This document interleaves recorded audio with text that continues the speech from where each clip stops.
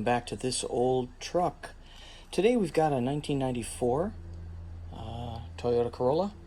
We're working on the transmission because I'd like to replace the clutch. And so I wanted to show a couple things for those of you that have a 94, and this is a 1.8. And we'll take a look here. I've taken all of the things off that we're supposed to take off on this side. And down in the corner there, way down in there, let me see if I can get a good look at it. You can see that there is the rear motor mount, which most folks have had trouble with. So I'm going to show a little bit about how I'm taking that off. I've already pulled off the driver's side motor mount. This is actually the transmission mount on this side. I've taken off the front motor mount, which is the one down in the front here. And I've left secure the passenger side motor mount. So this motor is being held into the frame by that left side, and there's a cross beam underneath the car, and then there is a front to back plate. And so I have used, I used the straps first, and then I thought to myself, gosh, if one of those straps fails, that's not a good thing. So I locked that safety chain on there just in case. In my crossbar, this is to hold the engine up. Now remember, the engine is going to be detached from that transmission.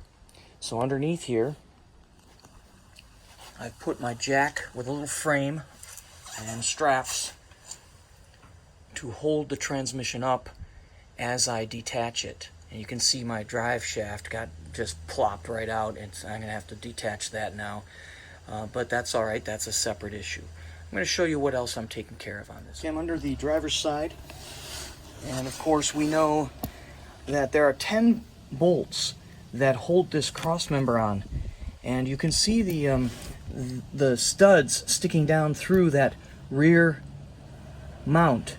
There are 3 bolts that stick down through there, and what I'm going to try to do here is I'm going to try to lower this beam that goes across the car. I'm going to try to lower it on the driver's side by removing the bolts, and on the passenger side I'm just going to loosen up the 5 bolts so that I can have a little bit of pivot room. I'm going to try to drop that thing down far enough so that that brace can clear without having to totally remove it from the transmission, and we'll see how that works out. So I'm going to give that a shot. I've got all my bolts at least cracked, so I've been very fortunate, knock wood, that I haven't broken any bolts yet on this old vehicle, but so far so good. I soaked them all prior to trying to get them all off, and they seem to come off just fine. So next is to take this and lower it down. I'll come back to this same location in just a minute to show how that looks. Alright, I think I'm ready to drop things down. I've got my wheel that is suspended from my strut so that it has some flexibility to move up and down. I didn't want to keep it attached there. It'd be a lot harder to move it up and down. I just wanted to make sure I got a lot of play over here. And I left the torsion bar attached. So underneath here, I took my 5 bolts out. Here they are right over here, labeled. They're all different sizes, so you want to make sure that you label those. And then I've got my little scissor jack underneath that centerpiece. And all 5 bolts are out on this side. Now on the passenger side, I've loosened up all of those 5 bolts and brought them down about 3/8 of an inch. There's also a small 12 millimeter nut that you should take off entirely, so it gets a little play there. Now what I'm going to do is I'm going to keep an eye on that bolt that's hanging down right there, and I'm going to just slowly let this down. It's only hand tightened, so as I let it down, you can see that the cross member is just slowly coming down on this side. My hope is that I can bring it down far enough so that I can clean that piece out. I'm talking about the that brace there, that back motor mount brace. I want to be able to slide that out with the transmission, so I'm hoping I don't have to take this brace off. I'm just lowering it down enough so I can get that brace to slide out with the transmission. Now, of course, it may not work. We'll see how it goes. I'm going to go back in and I'm going to take that front to back brace off so I have better access to the transmission, and then I'll start taking bolts off. I wanted to show this part of the video, though. I think it's a very difficult and tricky part to getting this particular transmission out to do the clutch work. Okay, I'm back around the front of the car, And as you can see, that rear motor mount bracket has 3 bolts that go down through the cross member. And this piece here, which is the one I wanted to get rid of, to get that out of the way so that I can access these bolts under here, and also to access, you can see that bolt that is holding the motor mount, the actual motor mount to the bracket. You got to get that out of there so you can pull the bracket itself out. I think what I'm going to do is I'm going to loosen that and take the bracket off now that I've got it lifted. I did need to jack up the jack holding the transmission. So essentially now, if you look at how this is set up, I've got all 3 of the center and left side, center and driver side motor mounts off. I've got the final motor mount still attached on the passenger side. I've got a jack holding up the transmission, and then I've got my motor strap on top holding the motor from going from falling when I detach the transmission, obviously. Okay, so the point here is that you got to get at that bolt. It'll be a lot easier to get the transmission out if you can get that bracket with those 3 posts coming down. So I'm going to try to take that bolt off. But notice that I'm going to keep the bracket attached to the transmission if possible. That's the easiest way to do it. And I think taking this center piece off, the center brace, is pretty much a must.